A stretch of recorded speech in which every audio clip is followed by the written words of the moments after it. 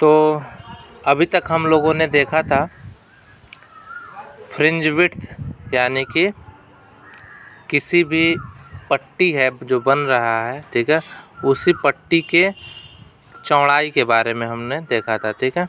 तो बात करते हैं यदि पट्टी की चौड़ाई के बारे में, तो इसे हम लोग किससे रिप्रेजेंट करते हैं, यक्स से। और यही यक्स क्या है, यही यक्स पाथ डिफरेंस भी है, ठीक है। इसी यक्स को हम लोग बोलते हैं पाथ डिफरेंस। इतनी बात क्लियर हुई। इसको हम लोग निकालते थे, निकालने के लिए हमने 2-3 चीज़ें ध्यान में रखी।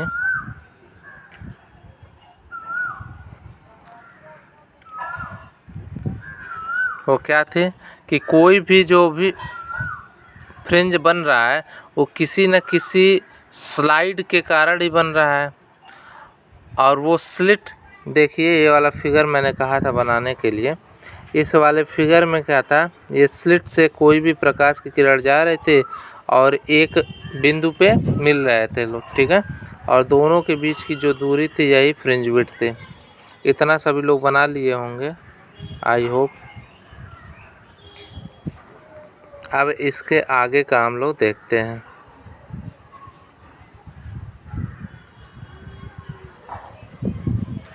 ठीक है,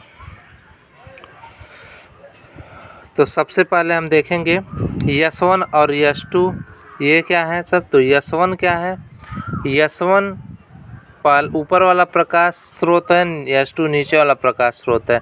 और P क्या है, P उसकी लंबाई है, ठीक है। S1P और S2P दो पाथ मिले हम लोगों को, ठीक है। और इन्हीं दोनों के बीच के डिफरेंस को हम लोग x से रिप्रेजेंट किए हैं, ठीक है। इसे ही अब हम लोग निकालेंगे। तो मान लिया कि O बिंदु पर, ठीक है, यहाँ O बिंदु पर हमें क्या मिल रहा है, हमें एक ब्राइट फ्रिंज मिल रहा है, ठीक है। अब इसी आधार पे हम लोग आगे की बातें करेंगे। आगे यदि देखा जाए तो यहाँ से लिखते हुए चलिए, वो फिगर तो बन ही गया था, उसके आगे लिखिए वही प्रदीप्त ब्राइट है, ठीक है। ये ब्राइट फ्रिंज है, ठीक है। ब्राइट को दीप्त भी बोलते हैं और प्रदीप्त भी बोलते हैं, ठीक है।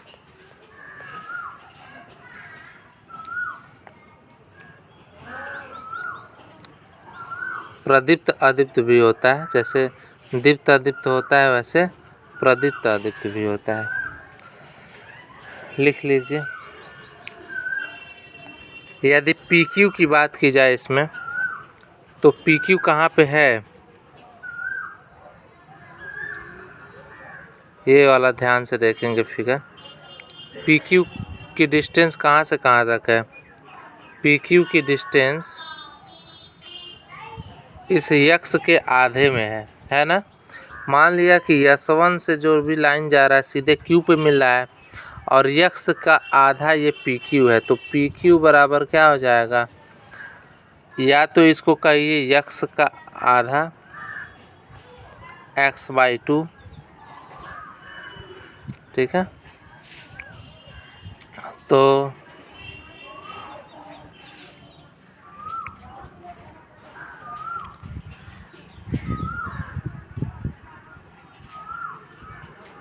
और या तो इसको एक और टर्म में भी हम लोग दिखा सकते हैं कि मान लीजिए कि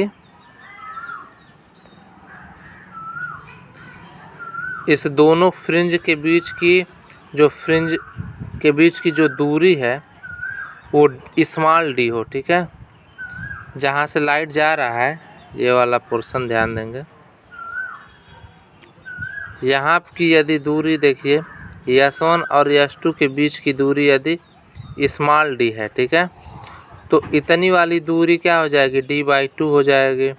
और नीचे वाली भी दूरी क्या हो जाएगी, d/2 हो जाएगी। यही हम लोग यहाँ पे भी लिख सकते हैं। इस PQ बराबर हमें क्या मिल जाएगा, ये PQ बराबर हो जाएगा, PQ बराबर हो जाएगा इतना दूरी तो यक्स है, और इतना दूरी d/2 है, तो इसे लिख सकते हैं x माइनस d/2। इतना हो सकता है PQ बराबर।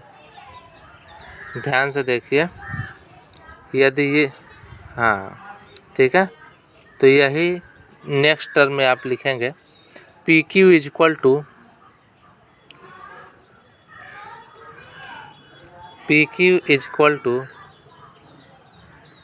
x माइनस d/2,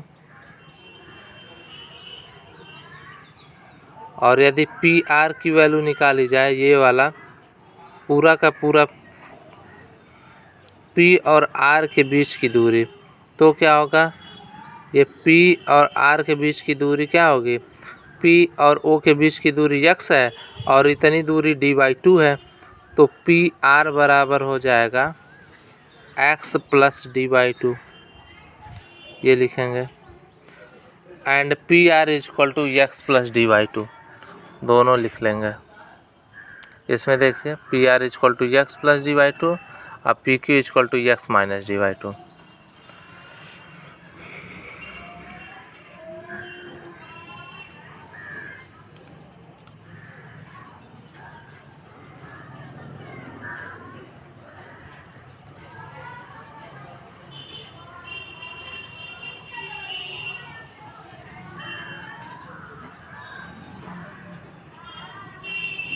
अब इस फिगर को यदि ध्यान दिया जाए हम लोग,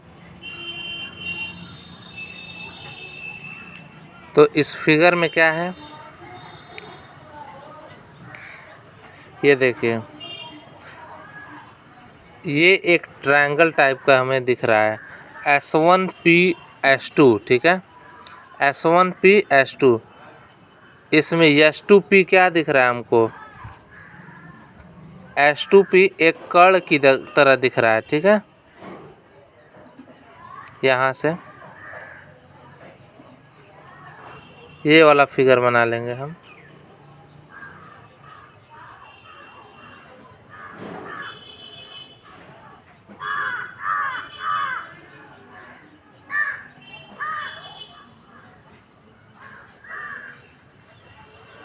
ये वाले फिगर में देखेंगे, ये 90 एंगल पे होगा R पे, और ये P है और ये S2 है।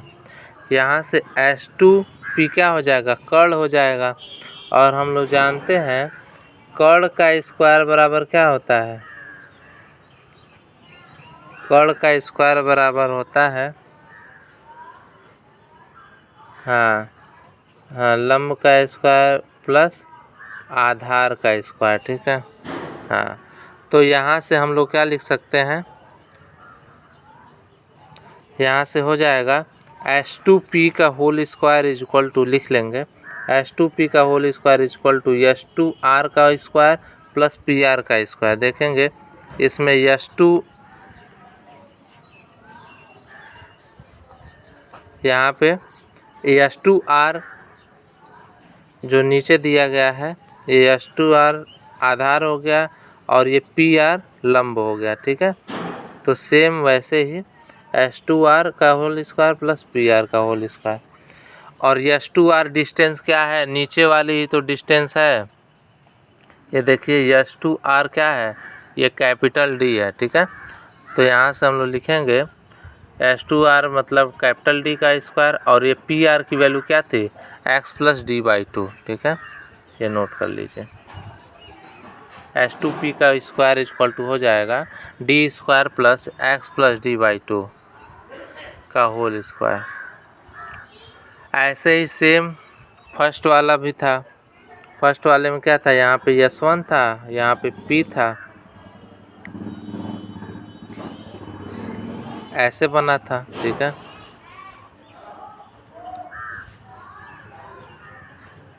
यहाँ पे Q था,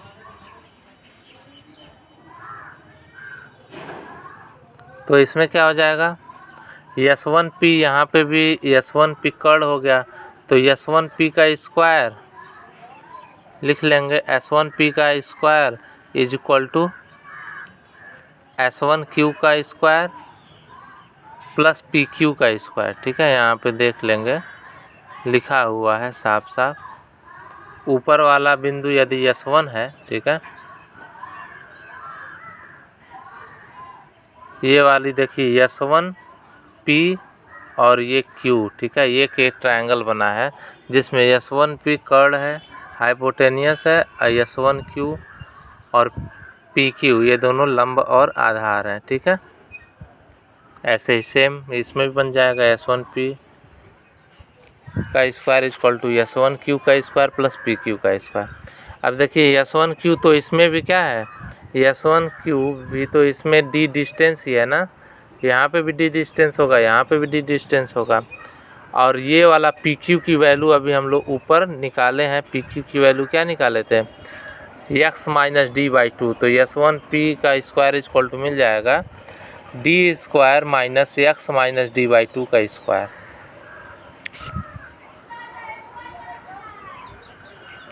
आप देखिए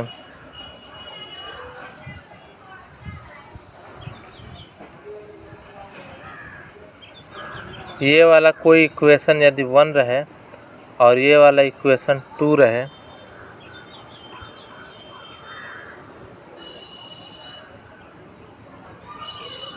तो क्या होगा, फर्स्ट में से यदि सेकंड को हम लोग हटाते हैं तो हमें ये इक्वेशन मिलेगा। इक्वेशन क्या मिलेगा, S2P का स्क्वायर माइनस S1P का स्क्वायर, ये लिख लीजिए।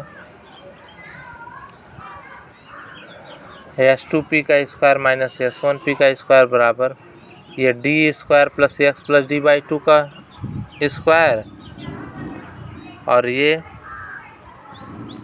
D square plus x minus D/2 का स्क्वायर, ये दोनों आपस में क्या होंगे, घट जाएंगे।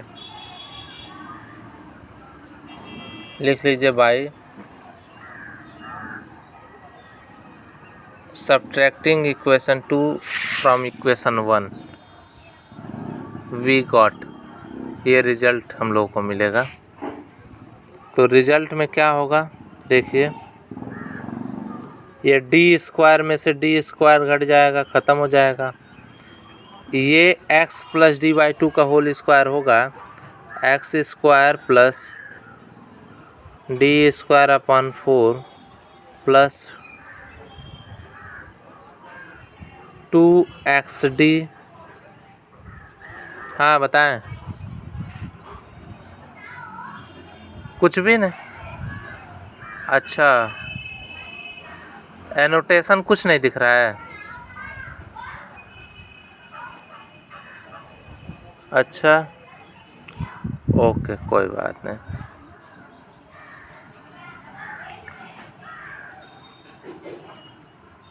एनोटेशन नहीं दिख रहा है, बताना चाहिए, चलिए ठीक है कोई बात नहीं।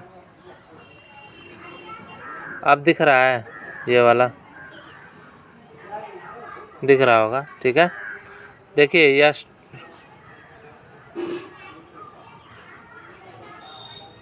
हल्का फुल्का दिख रहा है,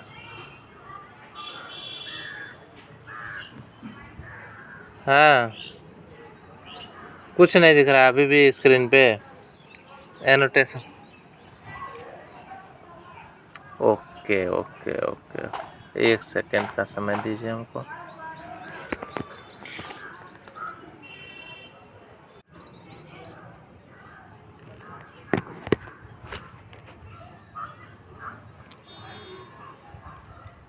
तो देखिए फ्रिंज के बारे में मैं दिखा रहा था यहाँ पे, ये वाला फ्रिंज जो था ना, इसमें 2 पॉइंट है, इसको मैं बड़ा से बना दूँ, बनाए भी होंगे आप लोग।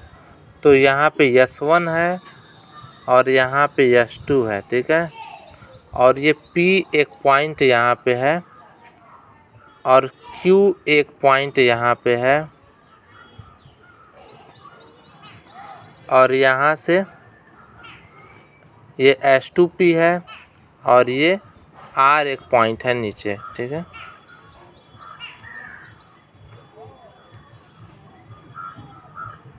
फिगर में ही बना दे रहे हैं, यहाँ पे फिगर तो दिख ही रहा होगा। आवाज़ जा रही है तो कंफर्म करिएगा, ठीक है। ये देखिए ये S1P है और इसी के जस्ट नीचे Q है, ठीक है। तो ये एक ट्रायंगल बन गया है, S1PQ, ठीक है, ये समझ में आया। एक ट्रायंगल जब नीचे वाला देखेंगे S2PR, एक दूसरा ट्रायंगल बन गया, ठीक है। इस दोनों में ध्यान से देखेंगे ये S2P ये भी एक हाइपोटेनियस है और ये S1P ये भी एक हाइपोटेनियस है, ठीक है। इतना बात क्लियर हुआ। इसके बाद मैंने बताया था कि ये PQ बराबर क्या है, तो PQ बराबर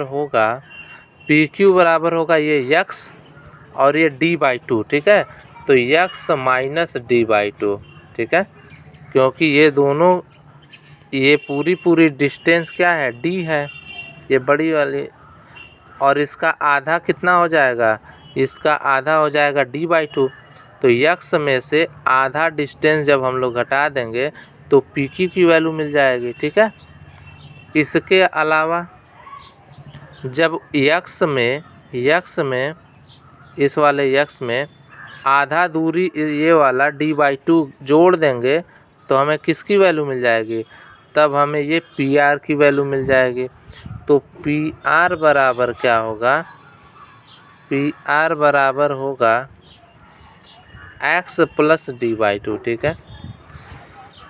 PR इक्वल टू हो जाएगा x प्लस d/2। इतनी बात समझ में आ गई ना। इसी दोनों का काम है अभी, PQ का और PR का।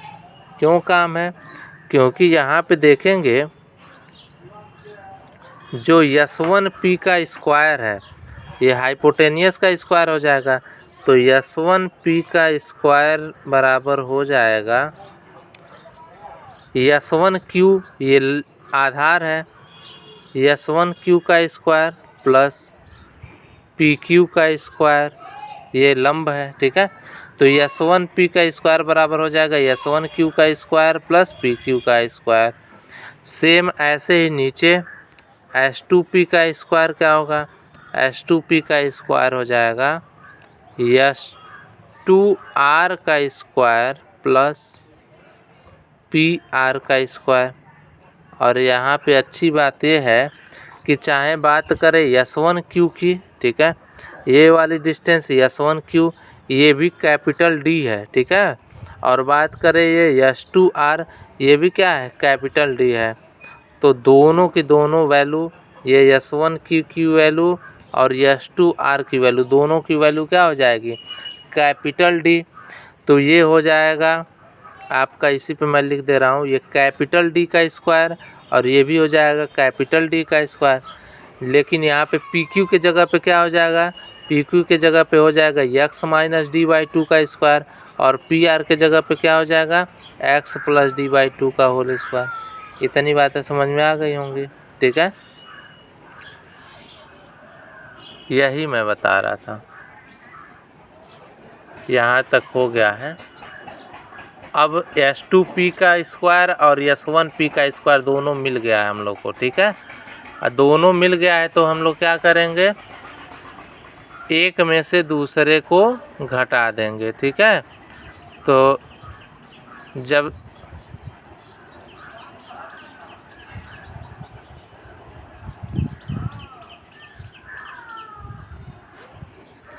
हम लोग घटाते हैं, ठीक है, मेरे ख्याल से आप लोग डॉक्यूमेंट जो दिख रहा है इसको आप अपने स्क्रीन पे जूम भी कर सकते हैं, ठीक है, करके देखिए होगा अपने स्क्रीन पे आप जैसे, हाँ, तो आप जूम करके उसको देख सकते हैं अच्छे से।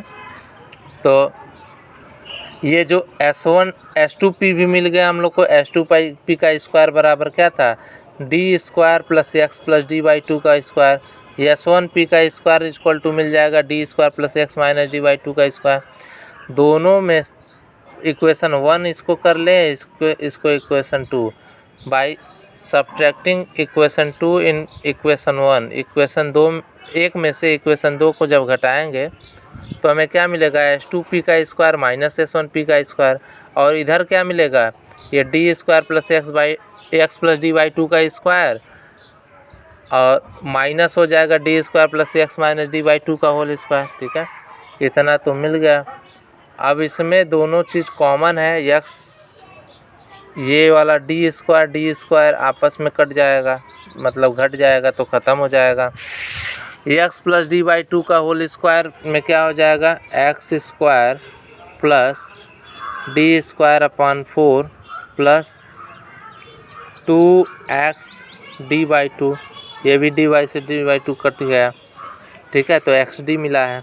और नीचे वाले में क्या मिलेगा, x minus D by two का होल स्क्वायर में x square plus D square upon 4 minus 2x D upon 2, ये भी कट गया। अब ये इक्वेशन 1 था, ये इक्वेशन 2 था, इसमें से घटेगा तो एक्स स्क्वायर भी घट जाएगा, ये भी घट जाएगा, बचेगा क्या, x D minus x D, ठीक है।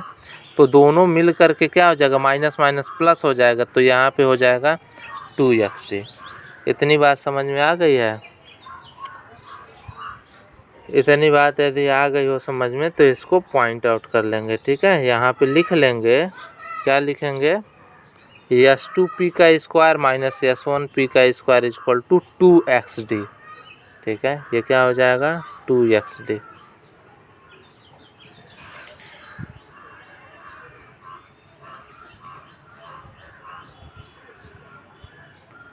और ऑथेंटिकली यदि देखा जाए A square minus B square तरीके से, तो A square minus B square equal to क्या होता है, एक ब्रैकेट में ए प्लस बी और एक ब्रैकेट में ए माइनस बी, यही होता है ना। तो इस तरीके से s2p का स्क्वायर माइनस s1p का स्क्वायर क्या हो जाएगा, एक ब्रैकेट में s2p प्लस s1p और एक ब्रैकेट में s2p माइनस s1p।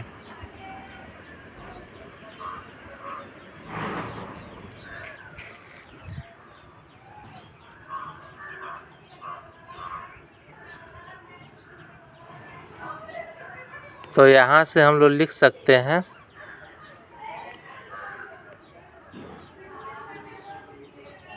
यहाँ पे s2p का स्क्वायर माइनस s1p का स्क्वायर बराबर हो जाएगा, चूँकि ये s2p प्लस s1p की वैल्यू हो जाएगी 2d, ठीक है।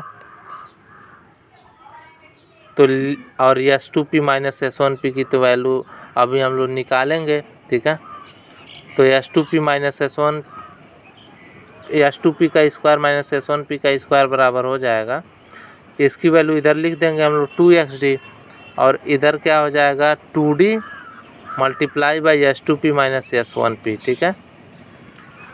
और यही तो हम लोग को निकालना है, क्या निकालना है हम लोग को, यही तो पाथ डिफरेंस है s2p माइनस s1p। तो ये बराबर क्या हो जाएगा, 2 से 2 कट जाएगा, मिलेगा हमें क्या, xd अपॉन कैपिटल डी। यही है पाथ डिफरेंस x। देखिए s2p माइनस s1p बराबर xd अपॉन कैपिटल डी, लिख लीजिए।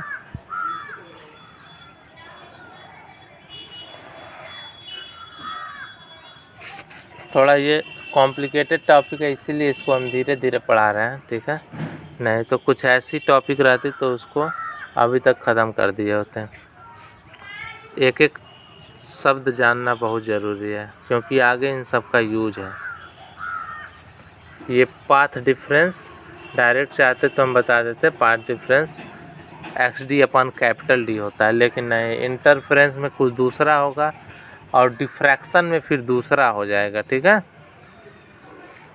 तो ये लिख लेंगे s2p माइनस s1p क्या होगा, xd अपॉन कैपिटल डी, यही पथांतर है। तो लिख लेंगे path difference is equal to xd upon capital D, direct exam में पूछ भी देता है।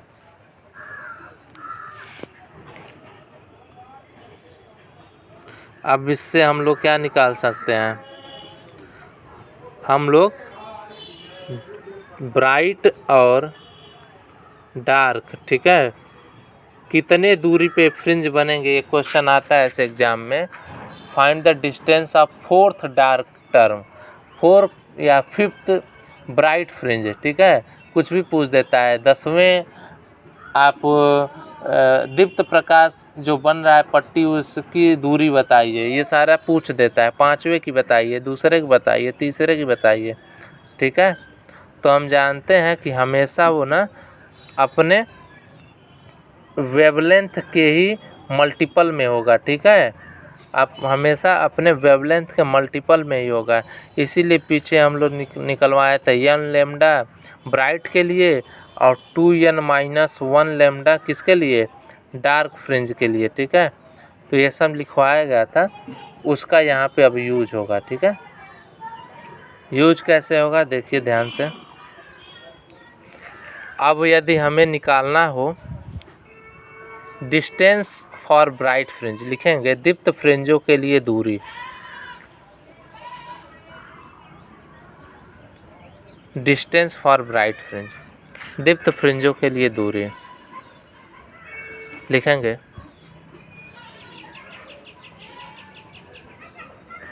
यदि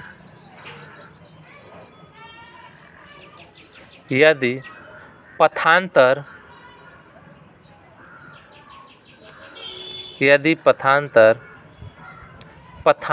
पाथ डिफरेंस, पथ अंतर, ये पथांतर होता है।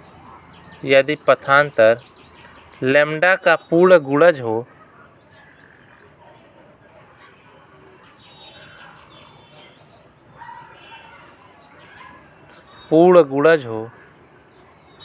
ये ब्राइट फ्रिंज में पूर्ण गुणज होता है लैम्डा का, ठीक है।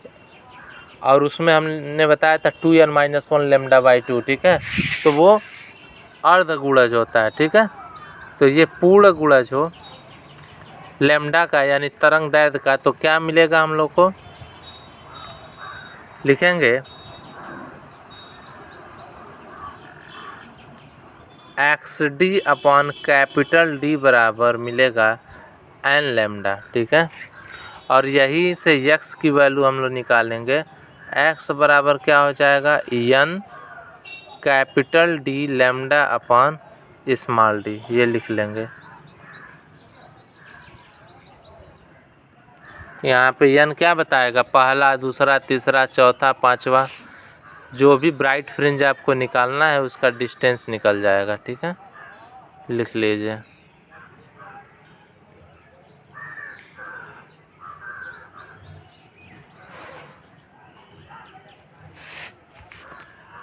हो गया।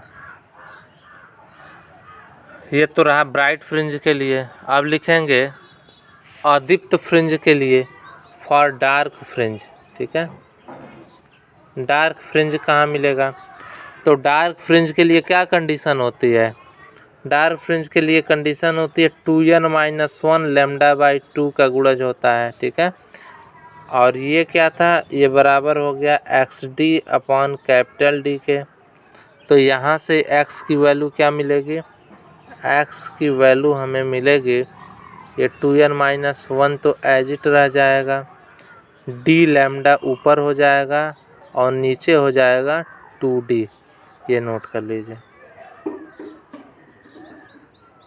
x = 2n-1 d λ/2d, जहाँ n की वैल्यू क्या है 1 2 3 4, जौन सा मर्जी वो आप फ्रिंज निकाल सकते हैं, पहला, दूसरा, तीसरा, चौथा, पांचवा, कोई भी फ्रिंज निकालना चाहें तो उसकी डिस्टेंस निकल सकती है। लिख लें।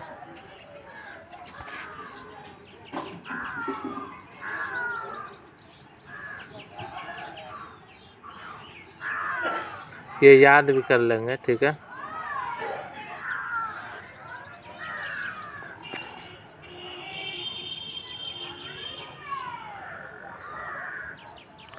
यहाँ पे देखिए ढेर सारे फ्रिंज बना के दिखाया गया है, ठीक है। ये पहला फ्रिंज है, मान लीजिए बीच में, दूसरा फ्रिंज मिल रहा है, तीसरा फ्रिंज मिल रहा है, ठीक है। अदीप्त में भी ये 1 2 3 4 5 फ्रिंज मिला है, दीप्त में भी बीच में 1 2 3 4 फ्रिंज दिख रहा है, ठीक है। ऐसे जिस मर्जी उस नंबर का हम लोग फ्रिंज ज्ञात कर सकते हैं, ठीक है। तो समीकरण जो मिला है हम लोग को, उसमें n बराबर 1 2 3 रखने पे क्या मिलेगा हमें, प्रथम, द्वितीय, तृतीय, ये सारे डार्क फ्रिंज, और उसमें प्रथम, द्वितीय, तृतीय क्या मिलता है, ब्राइट फ्रिंज मिल जाता है, ठीक है। नेक्स्ट हेडिंग डाल लीजिए, व्यतिकरण फ्रिंज की चौड़ाई या फ्रिंज की चौड़ाई केवल लिख लीजिए, व्यतिकरण में ही फ्रिंज पढ़ रहे हैं हम लोग, ठीक है। तो फ्रिंज विड्थ लिख लीजिए डायरेक्ट, व्यतिकरण में इंटरफेरेंस के कारण क्या फ्रिंज विड्थ होगा, इसे हम लोग W से रिप्रेजेंट करते हैं, ठीक है।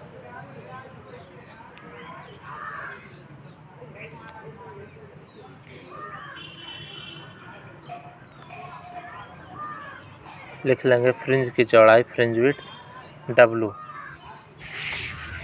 तो जैसा कि हमने पहले ही बताया था, दो डार्क के बीच हमें क्या मिलेगा, मान लीजिए दो डार्क फ्रिंज है, उसके बीच में हमें क्या मिलेगा, एक वाइट मिलेगा। यहाँ पे डार्क है, यहाँ पे डार्क है, तो बीच में क्या मिला हम लोग को, ब्राइट फ्रिंज मिल गया, ठीक है। फिर इसके ऊपर यदि है तो यहाँ पे हम लोग देखेंगे, यहाँ पे भी ब्राइट है, तो दो ब्राइट के बीच में हमको क्या मिला है, एक डार्क मिल गया है, ठीक है। तो दो ब्राइट के बीच में हमें एक डार्क मिला है और दो डार्क के बीच में एक हमें ब्राइट मिल गया है। तो ब्राइट फ्रिंज की विड्थ निकालेंगे तो दो डार्क के बीच का डिस्टेंस ले लेंगे, ठीक है। यानी कि मान लीजिए यदि कोई n+1वां फ्रिंज है और कोई nवां फ्रिंज है, ठीक है। मान लीजिए n बराबर यदि 3 लिया जाए तो ये कोई चौथा फ्रिंज हो गया और कोई तीसरा फ्रिंज हो गया, ठीक है। तो चौथे और तीसरे फ्रिंज के बीच में यदि डार्क फ्रिंज है तो ब्राइट मिल जाएगा, ब्राइट फ्रिंज है तो डार्क फ्रिंज मिल जाएगा। तो व्यतिकरण में यही अच्छी बात है, चाहे डार्क हो चाहे ब्राइट हो, फ्रिंज की चौड़ाई हमेशा सेम रहती है, ठीक है। तो लिखेंगे किसी एक दीप्त फ्रिंज